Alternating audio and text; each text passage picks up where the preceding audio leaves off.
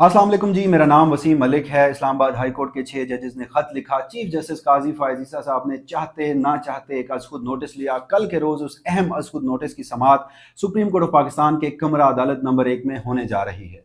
अब इस सारे मामले में जो सबसे अहम और बुनियादी सवाल है वो ये है कि कल के रोज़ क्या हो सकता है। तो इस सवाल का जवाब जानने के लिए मैं चीफ जस्टिस काजी फ़ायज़ ईसा के माजी करीब के कुछ तय करदा असूलों को आपके सामने रखूंगा और फिर आपको बताऊंगा कि इसी नोयत के मामले पर, ये जो इस्लामाबाद हाई कोर्ट के 6 जजेस की नोयत है मामले की, उसी सेम नोयत के मामले पर चीफ जस्टिस काजी फ़ायज़ ईसा साहब ने माजी में कुछ असूल तय किए हैं। अगर वो अपने तय करदा असूलों के मुताबिक चलते हैं तो भी उन्हें बड़ी मुश्किल का सामना करना पड़ सकता है, मगर अगर वो अपने तय करदा असूलों की नफी करते हैं तो भी वो एक्सपोज हो जाएंगे।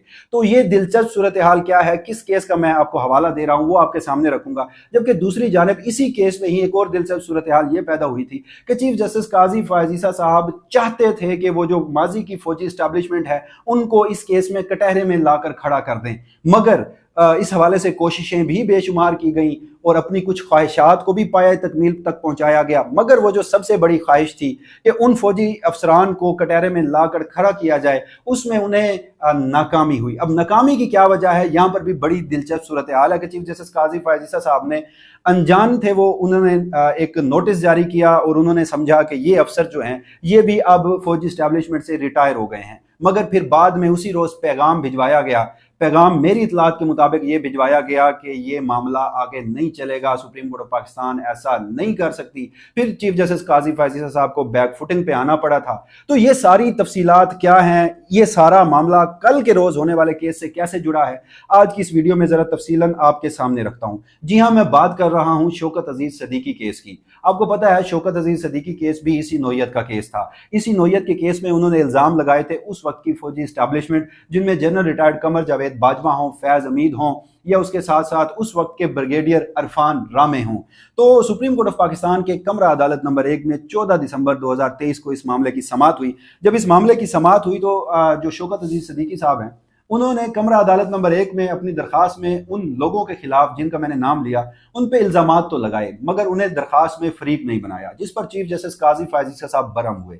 उन्होंने कहा कि आपको फरीक तो बनाना पड़ेगा, अगर आप उन लोगों को फरीक नहीं बनाएंगे तो फिर हम आपका मुकदमा सुनेंगे ही नहीं, इसको इल्तवा में डाल दिया जाएगा। 14 दिसंबर को चीफ जस्टिस काजी फ़ायज़ ईसा साहब के पुरजोर इसरार पर चीफ जस्टिस काजी फ़ायज़ ईसा साहब के पुरजोर इसरार पर चीफ जस्टिस काजी फ़ायज़ ईसा साहब के पुरजोर इसरार पर उस वक्त की जो माजी की फौजी स्टैब्लिशमेंट थी उन्हें फरीक बनाने के लिए कोशिशें की गई। तो शौकत अजीज सदीकी साहब, उनके जो वकील थे हामिद खान साहब, उन्होंने फरीक बना दिया। अब यहाँ पर दिलचस्प सूरत हाल ये पैदा हुई कि 14 दिसंबर को चीफ जस्टिस काजी फ़ायज़ ईसा साहब फरमा रहे थे कि आज आप फरीक बना दें इन लोगों को, कल के रोज 1 मिनट में मैं इन्हें नोटिस कर दूंगा। मगर फिर हमने देखा कि एक ऐसी शख्सियत का नाम उसमें फरीक बनाया गया कि वो जो नोटिस 1 मिनट में होने थे वो शायद 2 से ढाई घंटे लटके रहे, और फिर उस एक शख्सियत को नोटिस नहीं हुआ जो कि माजी के army chief general Qamar Javed Bajwa थे। और फिर नोटिस किन 2 शख्सियात को हुए, माजी की फौजी स्टैब्लिशमेंट जिनमें एक फैज अमीद साहब थे और दूसरे चीफ जस्टिस काजी फ़ायज़ ईसा साहब जिन्हें समझते थे कि ये भी शायद रिटायर हो गए हैं, वो ब्रिगेडियर अरफान रामे थे। मगर ब्रिगेडियर अरफान रामे इस वक्त भी इतलात के मुताबिक पाकिस्तान की मौजूदा फौजी स्टैब्लिशमेंट में एक अहम ओहदे पर फाइज हैं। तो जनाब 14 को जब फरीक बनाया गया तो 15 के रोज जब समाअत हुई तो उस समाअत में चीफ जस्टिस काजी फ़ायज़ ईसा साहब ने कुछ असूल तय किए और फिर उन असूलों को तय करने के बाद ही इन 2 शख्सियात के ऊपर नोटिस हुए। जब फैज अमीद के ऊपर नोटिस हुआ वो रिटायर हो चुके थे, जबकि दूसरे जिस शख्सियत का मैंने नाम लिया है वो रिटायरमेंट में नहीं पहुंचे, वो अभी भी सर्व कर रहे हैं। तो फिर उन्हीं के ऊपर ये पैगाम भिजवाया गया था। वो पैगाम आगे चलकर आपको बताऊंगा, जहां पर चीफ जस्टिस काजी फ़ायज़ ईसा साहब को बैक फुटिंग पे आना पड़ा था। तो जनाब जब 15 दिसंबर की समाअत होती है तो चीफ जस्टिस काजी फ़ायज़ ईसा साहब ऑब्जर्वेशंस देते हैं जिनमें वो ये असूल तय करते हैं। वो उनकी ऑब्जर्वेशंस हैं। वो कह रहे हैं कि शौकत अजीज सदीकी साहब से कि सोच समझ कर जवाब दें, क्या आपके इल्जामात दुरुस्त हैं?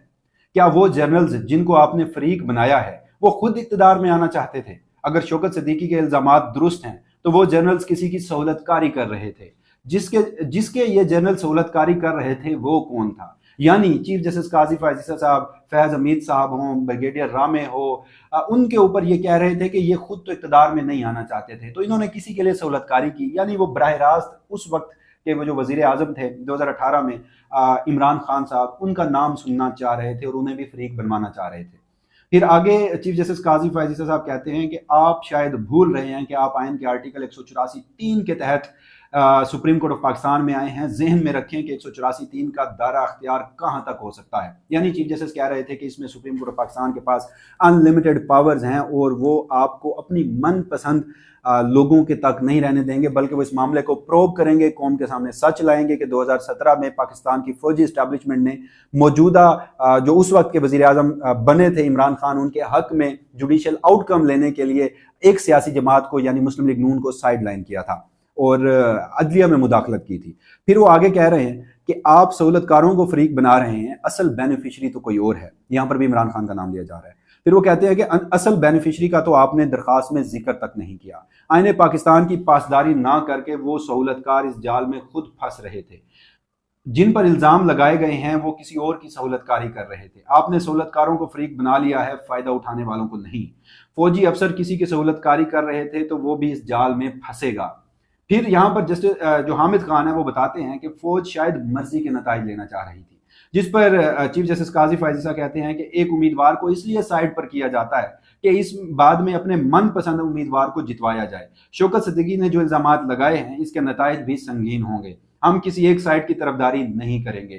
किसी सियासी जमात को निकालने के लिए ये सब कुछ हुआ था। अब चीफ जस्टिस काजी फायज ईसा साहब ने ये सब कुछ फरमा दिया और उसके बाद जब ये नोटिस हो गए तो शायद इस मामले पर मजीद कार्रवाई भी होती, क्योंकि जब शौकत अजीज सिद्दीकी केस का फैसला तो आ चुका, उनकी मरात और पेंशन ही बहाल हुई है, रिटायर्ड जज वाला ओहदा ही बहाल हुआ है। उस वक्त की जो फौजी इस्टेब्लिशमेंट है उनके खिलाफ चीफ जस्टिस कोई कार्रवाई नहीं कर सके। क्यों नहीं कर सके चीफ जस्टिस काजी फायज ईसा साहब शौकत अजीज सिद्दीकी को या पाकिस्तान की अदलिया को इंसाफ क्यों नहीं दे सके? उसकी अब मैं वजह बताता हूँ। 15 दिसंबर को जब ये नोटिस हुआ तो उस वक्त हर तरफ यही समझा जा रहा था, दरखास्त में भी शौकत अजीज सिद्दीकी ने यही लिखा था कि जो ब्रिगेडियर इरफान रामे हैं वो अब रिटायर हो चुके हैं, तो उनके नाम के साथ भी ब्रिगेडियर रिटायर्ड इरफान रामे लिखा हुआ था। जब उन्हें नोटिस हुआ तो फिर पता चला कि वो तो इस वक्त आर्मी में सर्विंग है और फिर एक पैगाम भी भिजवाया गया, चीफ जस्टिस काजी फायज ईसा तक एक पैगाम भिजवाया गया और कहा गया कि नहीं, इस तरफ नहीं आना।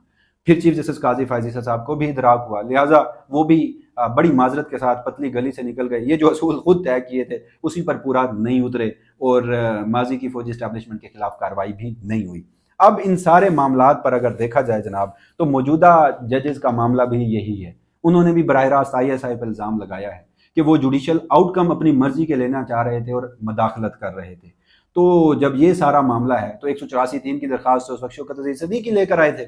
यहाँ पर सुप्रीम कोर्ट ने तो खुद नोटिस लिया है, खुद नोटिस लिया है, खुद नोटिस का अख्तियार इस्तेमाल किया है। अगेन 184(3) है, सुप्रीम कोर्ट का दायरा अख्तियार बड़ा वसी है, अनलिमिटेड पावर्स हैं सुप्रीम कोर्ट ऑफ पाकिस्तान के पास। तो क्या पाकिस्तान की मौजूदा फौजी इस्टेब्लिशमेंट में जो हमारी खुफिया एजेंसी है उनके अफसरान को नोटिस किए जाएंगे? ये सबसे बड़ा सवाल है जो कल के रोज देखना है। यानी वो चाह कर भी माजी की इस्टेब्लिशमेंट उनके खिलाफ तो कार्रवाई नहीं कर सके थे शौकत अजीज सिद्दीकी केस में, तो यहाँ पर कार्रवाई की जाएगी, क्योंकि बड़ा चीफ जस्टिस काजी फायज ईसा साहब आज भी मीडिया के केस में भी कह रहे थे कि सच को सामने आना चाहिए, मीडिया सिलेक्टिव रिपोर्टिंग करता है।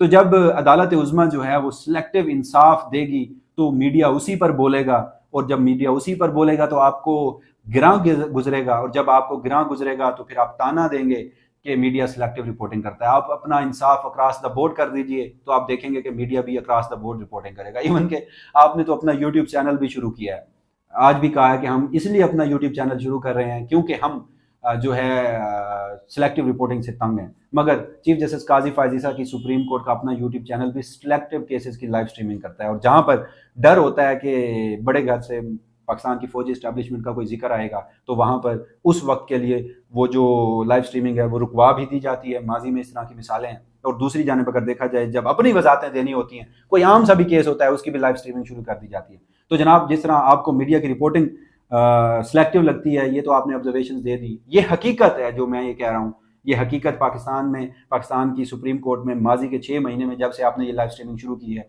काफ़ी सारे इवेंट्स हैं, काफ़ी सारी ऐसे केसेस हैं जिससे ये सारा साबित हो जाता है कि आपकी सुप्रीम कोर्ट ऑफ पाकिस्तान की लाइव स्ट्रीमिंग वो भी सिलेक्टिव होती है।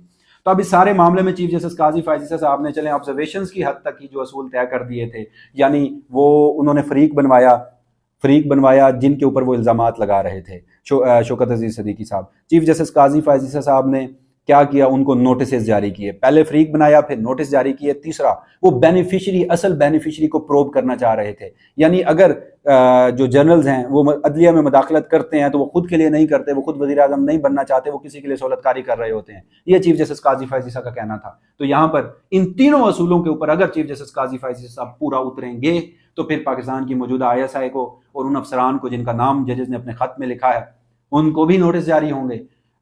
जो ना सिर्फ फरीक बनाया जाएगा, फिर नोटिस भी जारी होंगे, और फिर जो इसका सबका बेनिफिशरी है, जो इस वक्त का मौजूदा निज़ाम है, हुकूमत है, हुकूमत में बैठी इत्तेहादी जमातें, उनका भी फिर जिक्र किया जाएगा। और अगर नहीं करेंगे, जो कि मैं आपको बड़े हद्दुल इम्कान अपनी इन जो मेरी ओपिनियन है वो मैं आपको बता रहा हूँ, खबर नहीं है मेरे पास, ये मेरी एक ओपिनियन है, ये राय है कि चीफ जस्टिस काजी फैज़ ईसा साहब का माजी देखते हुए वो एटलीस्ट ऐसा कतन नहीं करेंगे। मगर साथ में ही एक हवाले से मैं पूरी उम्मीद हूँ कि अगर वो ऐसा कतन नहीं करेंगे तो ये जो 14 और 15 फरवरी की दिसंबर 2023 की समात है, जिसमें चीफ जस्टिस काजी फैज़ ईसा साहब ने असूल तय किए थे, हमारा काम है वो हम याद दिलवाएंगे, फिर सिलेक्टिव रिपोर्टिंग भी लगेगी। तो ये अब सारा मामला है, क्योंकि शौकत अजीज सिद्दीकी एक जज था, वो बोला जिस पर चीफ जस्टिस काजी फैज़ ईसा साहब कौम के सामने सच लाना चाहते थे। दूसरी तरफ यहाँ इस्लामाबाद हाई कोर्ट के 6 जजेस बोले हैं, तो सच कौम के सामने लाया जाएगा, नहीं लाया जाएगा, अपने तय करदा असूलों पर पूरा उतरा जाएगा, नहीं उतरा जाएगा, इस हवाले से जो भी फर्दर डेवलपमेंट होगी कल के रोज़, इस हवाले से जो अहम समात होगी, वसीम मलिक अपनी इसी प्लेटफॉर्म से आपको आगाह रखेगा। तब तक के लिए मुझे दीजिएगा इजाज़त। अल्लाह हाफिज़।